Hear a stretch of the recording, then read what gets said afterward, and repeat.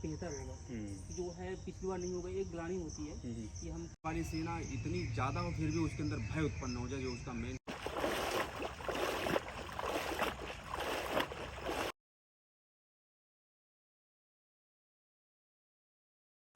तो आप लोगों को जय श्री राम, जय राम, जय जय राम। तो सबसे पहले उठ करके इस मंत्र का उच्चारण करते हैं।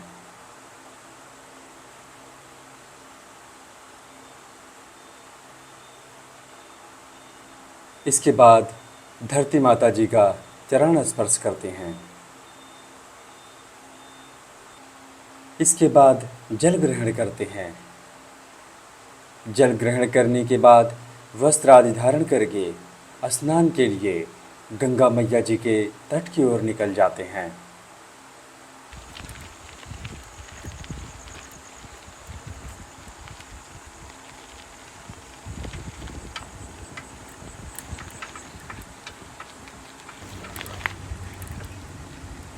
रास्ते में गौ माता जी के दर्शन करके माता जी के तट पर पहुंचकर भगवान जी के दर्शन करते हैं।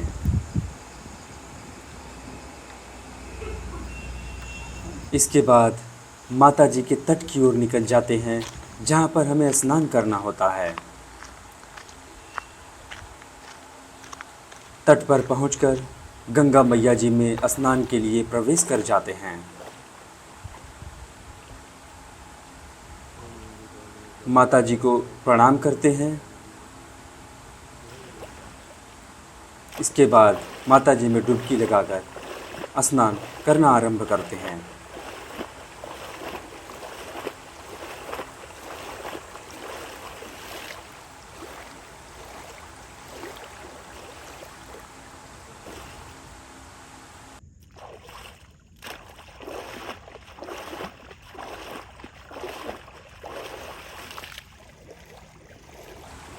स्नान पूरा करके भगवान जी के स्नान के लिए चल लेते हैं।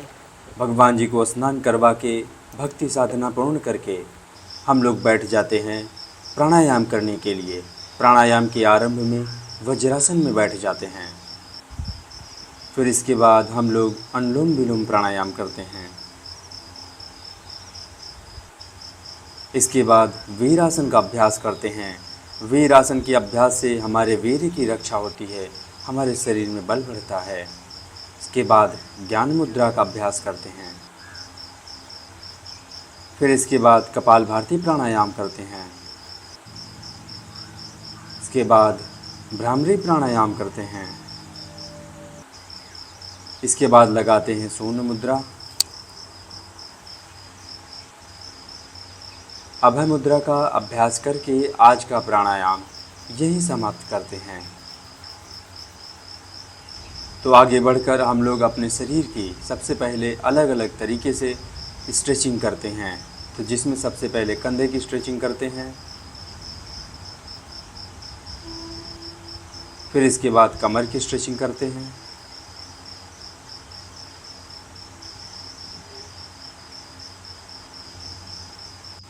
फिर इसके बाद पैर की स्ट्रेचिंग करते हैं।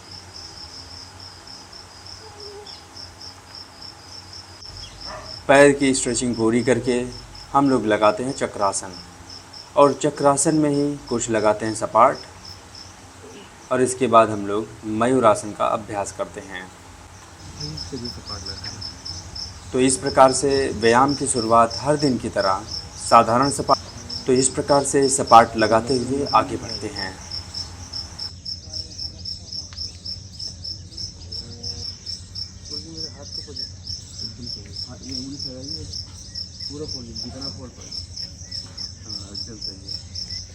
इसके बाद एक गहरी सांस भरेंगे और इसमें कुंभक सपाट लगाएंगे। एक ही सांस में इस प्रकार से जितने हम सपाट लगा पाएँ उतने हमें लगाने चाहिए। फिर थोड़ा सा करते हैं आराम।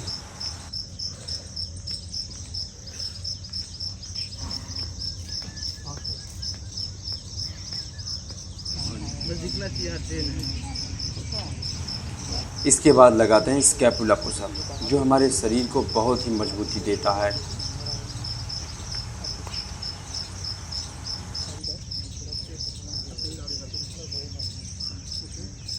नीचे उठो, इसको उठाओ, इसको उठाओ। मतलब और अंदर की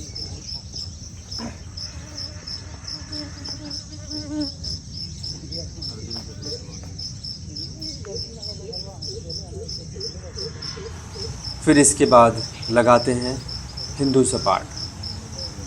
तो इस प्रकार से हिंदू सपाट लगाते हुए आगे बढ़ते हैं। आगे जाओ, आगे आगे हम नीचे भी घुसाओ। कहाँ पर एरोप्लेन बनो, एरोप्लेन बंद चले आओ, बैक हो जाओ।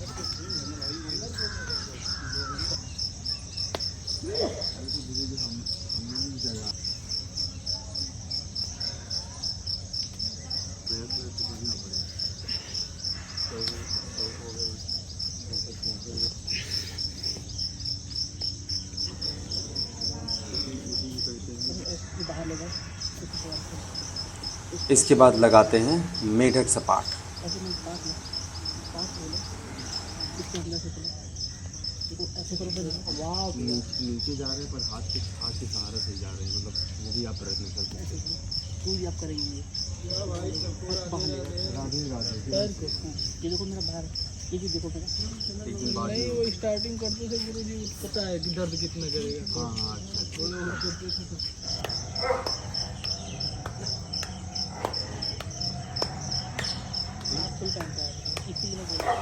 तो इस प्रकार से हमारे व्यायाम का जो पहला पड़ाव है, शरीर को बैलेंस करके इस पहले पड़ाव को पूर्ण करते हैं। आगे बढ़ते हैं दूसरे पड़ाव की तरफ। इसमें जो है हम अपने कमर और अपने कंधे के मजबूती के लिए सपाट लगाते हैं। तो इस प्रकार से अपने शरीर को स्ट्रेच करेंगे और इसमें लगाएंगे सपाट।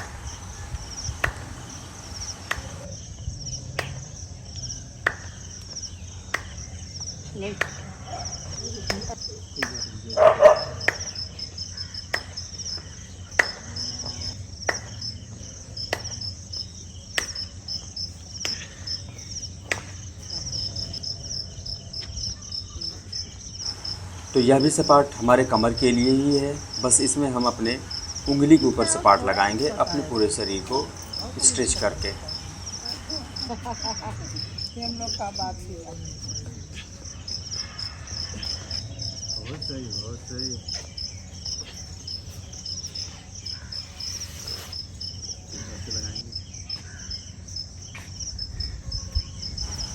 इसके बाद पुनः डायमंड शेप बनाएंगे और इसमें हम एक हाथ से सपाट लगाएंगे।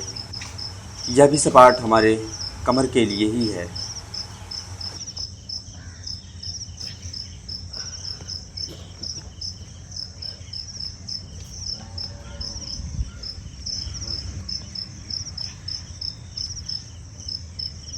हाथ का साइज ज़्यादा कम है। पूरी शेप बनने लगी है। हाँ वही सही है। ये तो इस सपाट को लगाते हैं अपने कंधे और फोरआर्म के मजबूती के लिए। डायमंड शेप बना लेते हैं और इसी में हिंदू सपाट का अभ्यास करते हैं।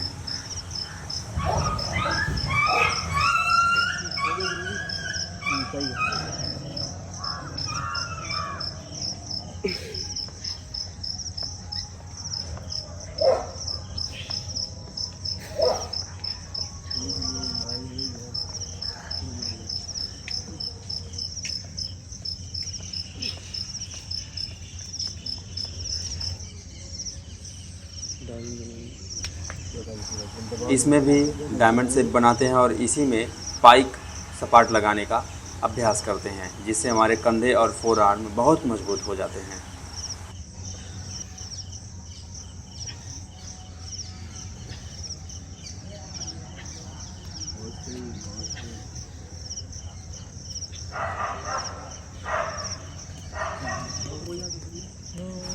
इसके बाद लगाते हैं मुष्टिका सपाट।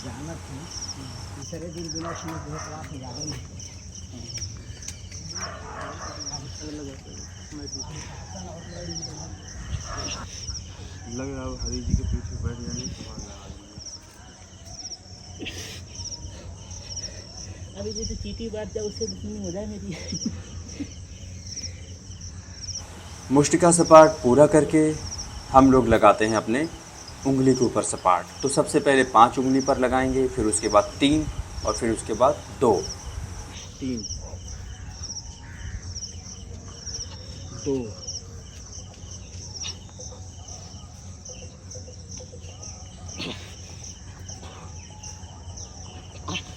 हो गया गुरुजी, लग गया। 2 हुआ।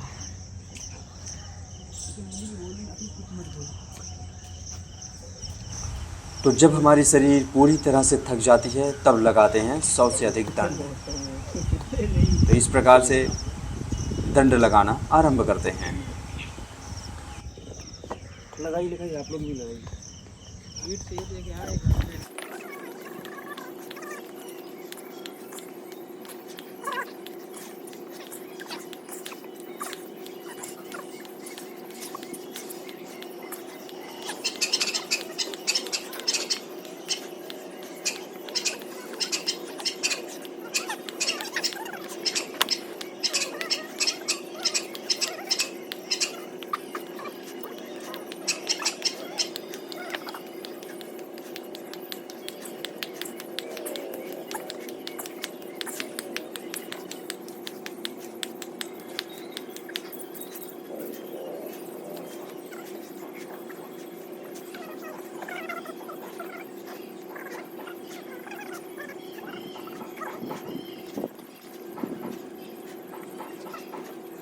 ये भी पूरा ऐसा पड़ता है, ऐसे नहीं पड़ता है।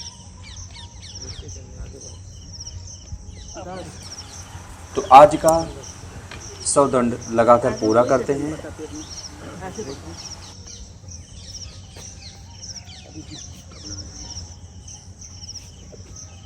तो इसके बाद लगाते हैं श्री हनुमान जी दंड। श्री हनुमान जी दंड हमें नित्य करना चाहिए, जिससे हमारी कमर की समस्या यानी कि हमारी जो पूरी शरीर है इसमें मजबूत हो जाती है।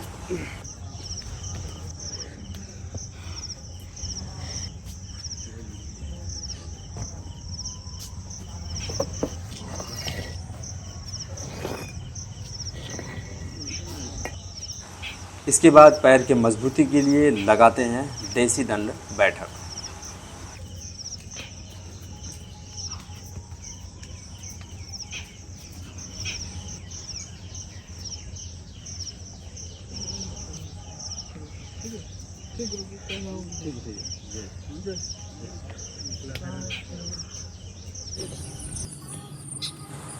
तो डक वॉक करके आज का व्यायाम यहीं समाप्त करेंगे।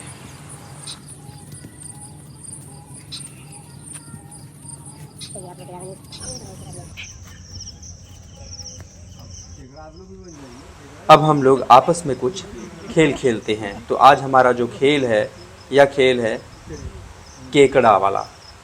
इसमें हमें जो है केकड़ा जैसा चाल चल के जो बीच में बैठे हुए हैं इनकी रक्षा करनी है, इन्हें बचाना है। और सभी लोग केकड़ा बनकर इन्हें काटने आएंगे, मारने आएंगे। तो जो भी इनकी रक्षा कर रहे होंगे इनकी चारों तरफ से रक्षा करेंगे। जब हम लोग अपने स्कूल में पढ़ा करते थे तो इसी केकड़ा वाले खेल को लगभग हर दिन खेलते थे। तो आप लोग भी खेले होंगे अपने स्कूलों में या फिर घर पर। ये खेल हम लोग अक्सर खेला करते थे। और खेल खेलने से हमारे अंदर मानसिक शांति आती है, एक दूसरे में प्रेम बढ़ता है। परंतु आज के समय में सॉफ्टवेयर गेम आ गए हैं, एप्लीकेशन बेसिस पे हैं, तो इसलिए लोग जो है बहुत ज़्यादा संकुचित होते जा रहे हैं। इसी कारण से वे डिप्रेशन के भी शिकार होते जा रहे हैं। इसलिए आपस में घुल मिलकर जो भी भौतिक खेल हैं उसे खेलने चाहिए।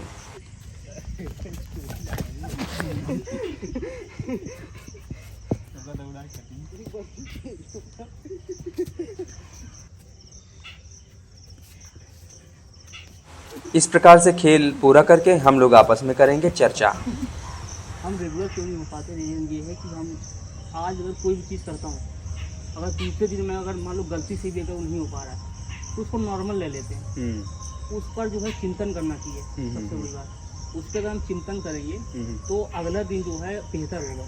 जो है पिछली बार नहीं होगा, एक ग्लानि होती है कि हम कुछ आज नहीं होता है तो कल तो मैं पक्का ही करूँगा, चाहे सूर्य अपने टाइम पे ना निकले, लेकिन मैं करूँगा। ये तो संकल्प होना चाहिए, दृढ़ संकल्प लेना चाहिए। निवारण भी यही है। हाँ, निवारण भी यही है। बहुत अच्छा, कहने का मतलब ये है, इनका कहने का मतलब ये है कि हमें जो अपने संकल्प को दृढ़ कर लेना है, ठीक है ना, तभी ये हमको संभव हजार है। चुनौती आती है। हाँ।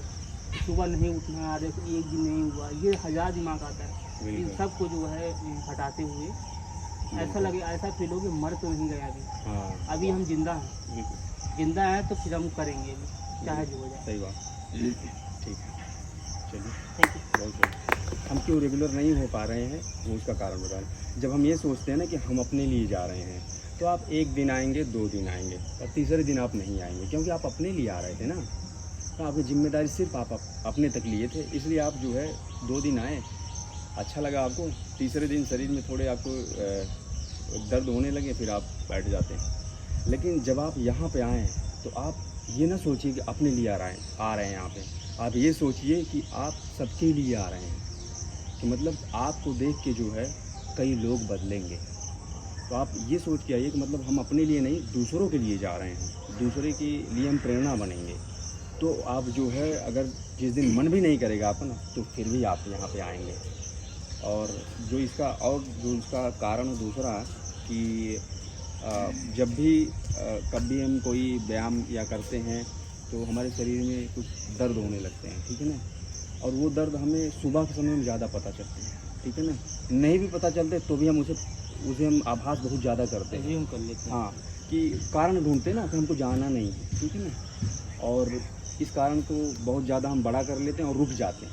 और रुकने का कारण ऐसा होता है कि फिर उसके बाद जब हमारी नींद खुलती है, फिर हमें अंदर से बहुत लगता है कि आज बहुत बड़ा अपराध कर दिए। तो इस अपराध से बचने के लिए हमें थोड़े थोड़े कुछ ऐसे जो नियम हैं, उसे जो हमें धीरे धीरे पालन करना होगा। जैसे मान लीजिए कि हमें जो है जल का ग्रहण एक नियम से करना होगा। सुबह उठ के ज़्यादा से ज़्यादा हम जल पिएंगे, ठीक है ना, पहले इसी नियम का पालन हम करेंगे। सुबह उठ के ज़्यादा से ज़्यादा जल पिएंगे, भोजन के पहले जो पहले दिन बात हुई वो हमें पालन करना। ये आप 2 चीज़ करने शुरू हो गए तो समझिए कि आपके ये लगभग 70 से 75% आपकी समस्या दूर हो जाएगी। तो धन्यवाद, धीरज जी आप। जैसा कि गुरु हरि जी बताया जी कि हमें दृढ़ संकल्प ले लेना चाहिए, लेकिन इसके लिए हमको लगता है पहले क्या होना चाहिए कि हमें अपनी रूटीन को पहले बनाना चाहिए कि सुबह उठ जगना है तो हमें जल्दी सोना भी होगा। अगर जल्दी जगना है तो जल्दी सोना होगा। जैसे कि हमें सुबह आना है तो हमें रूटीन बनाना होगा कि सुबह जल्दी उठना है। जैसे हमारा नियम है कि 5:30 यहाँ आ जाना है, जी जी तो हमें कम से कम 15 मिनट पहले उठना होगा, तभी हम हाँ अपना दिनचर्या करके फिर यहाँ पे आ सकते हैं। जी जी जी जी जैसे सर अभी भैया ने बताया कि हमको दृढ़ संकल्प कैसे होना है। जी जी जी मैंने बताया कल कि सर हाँ हमको अपने अंदर का जो नकारात्मक है हाँ उसको खत्म करना है। जी जी तो दृढ़ संकल्प होने के लिए भी सर हम गुरु जी हमको पहले अपने नकारात्मक मतलब हमारे अंदर कितने नकारात्मक विचारें तो हम लोग श्रीमद् भगवद गीता के अध्याय पहले के 3 श्लोक के विषय में बात करेंगे। 3रा श्लोक है क्या? पस्सैताम पांडव पुत्राणाम आचार महतीम चमोम बेहुडाम द्रुपद पुत्रेण तव शिष्येण धीमता। इसमें दुर्योधन थे, उनको जो पांडव की जो सेना थी, जो उसकी व्यूह रचना थी, उसको देख कर वो काफ़ी भयभीत हो जाते हैं। उनके अंदर एक भय था, तो उस भय को प्रकट करने के लिए जब वो गुरु द्रोणाचार्य जी के पास चले जाते हैं, उसके बाद फिर वो प्रकट करते हैं कि हे आदरणीय गुरु द्रोणाचार्य जी, जो आपके शिष्य हैं धृष्टद्युम्न, वो किस प्रकार से जो ये पांडव पुत्रों की जो ये पांडु जो सेना है, किस प्रकार से इसकी व्यूह रचना किए हैं, और ये व्यूह रचना अपने आप में बड़ी भयावह, मतलब हमारे अंदर बड़े भय उत्पन्न कर रही है, और इसके जो उपचार है आप ही ऐसे कर सकते हैं। तो इस श्लोक का जो अर्थ है यही सब, मतलब यही लगा कि मतलब आपकी जो सेना है कम ही हो, पर उसमें उसकी रचना और उसमें दृढ़ संकल्प शक्ति ऐसी हो कि मतलब कि सामने वाली सेना इतनी ज़्यादा हो फिर भी उसके अंदर भय उत्पन्न हो जाए, जो उसका मेन कहा जाता है कि जिसके कारण से युद्ध हुए उसके अंदर वो डर उत्पन्न हो गए। तो ये जो धृष्टद्युम्न थे, उनकी जो ये व्यूह रचना थी। ठीक है, तो धन्यवाद। भारत माता की जय, भारत माता की जय, भारत माता की जय, वंदे मातरम, वंदे मातरम, वंदे मातरम।